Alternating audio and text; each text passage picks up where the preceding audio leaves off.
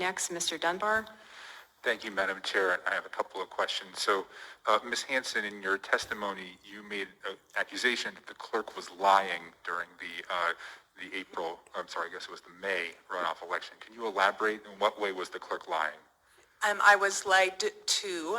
When we were on actual election day, I was one of the observers that was there, and I was one of the observers that was last to leave. And so what happened was, after all the workers left and us observers were leaving, I first asked the assistant clerk, Erica McConnell, if we were all done for the evening. And she said, yes, we are all done for the evening. So then I saw Miss Jones, and I asked her, we're all finished for the evening? Now, let me remind you, this is my first time experiencing all of this, and I just don't want to miss any of it. I'm taking it all in. I think it's a phenomenal thing that we do. And Ms. Jones said to me, yes, we are done for the evening. So I left Election Central, and then I left for the evening, and because I still had my observer badge, it was reported that there was activity in the election center, and when I left, we were all leaving and all the cameras were turned off, so I was asked to return because I still had my observer badge. So while I sat there, there were people just leaving, and Ms. McConnell came up to me and said, B, what are you doing here? And I said, I have the same question for you. I thought we were done for the evening. And she said to me that they had received more ballots and that they were all done, though. It's all done, and that she would see me tomorrow. So that's what I was referring to, is I was told they were done and they were not.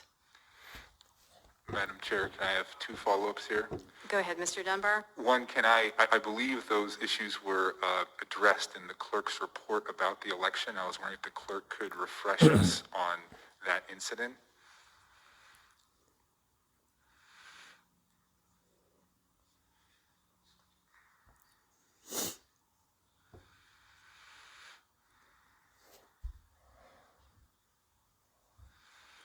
Through the chair, Mr. Dunbar, the clerk filed a report with the Assembly, and my report speaks for itself.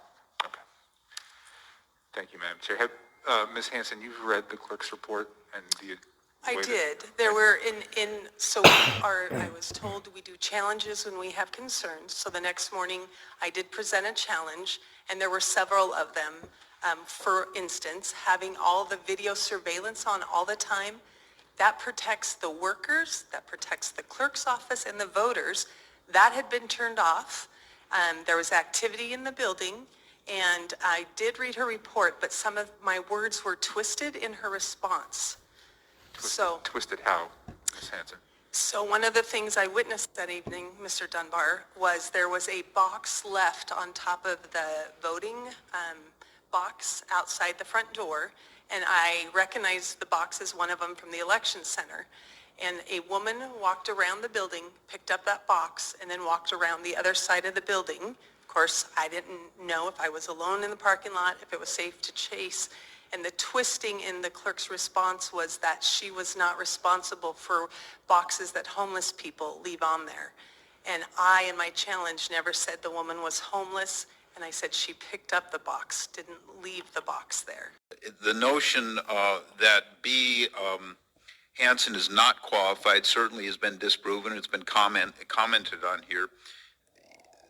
The Assembly is required to vote on qualifications. Imputing or adding in other requirements is not within the purview of the authority of the Assembly. The mayor appoints subject to confirmation. The Assembly approves based on qualifications. Philosophy is not to enter into the process. I'll be honest with you, I've known Bee maybe a year. My wife knows her a lot better than I do. I didn't know she had any questions about, I assume, the November elections of last year. I didn't know. I don't care. It doesn't come up. She meets the qualifications. She is qualified. Article 405035 says what the qualifications of commission members are. And so I'm kind of lost here on what you expect, because quite frankly, if we're going to send a message to the public, to people, good citizens who would be inclined to volunteer for our commissions, that they're going to be put through a a smear campaign, a letter writing campaign. If someone has written emails accusing B of something, redact the names and let's see the emails. She has a right to face her accusers. What you're doing here is not right. It's been done before here. The mayor appoints and you approved, and you're constrained in that approval process.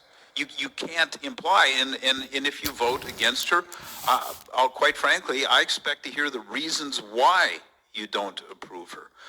Our public has a right to know that. What are the standards? I've been doing this for 6 or 7 months with you, and we keep disapproving people, but you don't tell me why. So I got to go find somebody else. For goodness sakes, I had to go. You turned down Ms. Clopton, so I went and got 2 lieutenant governors and B. On the motion to approve AM 35-2022 as bifurcated, Anchorage Election Commission appointment, B. Hansen. Mr. Peterson? No. Ms. Solotel? No.